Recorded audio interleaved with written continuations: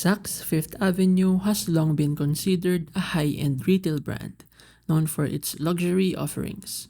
However, customer reviews on platforms like Trustpilot and Consumer Affairs indicate that its service and customer experience can be inconsistent.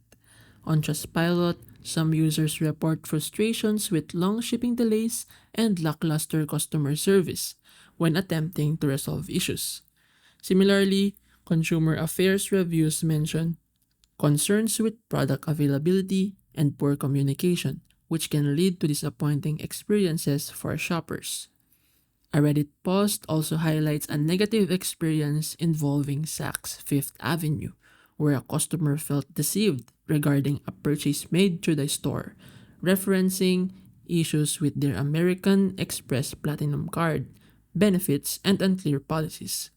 While Saks remains a trusted name for luxury shopping, these reviews suggest that potential customers should be cautious about service expectations, especially when it comes to deliveries and customer support.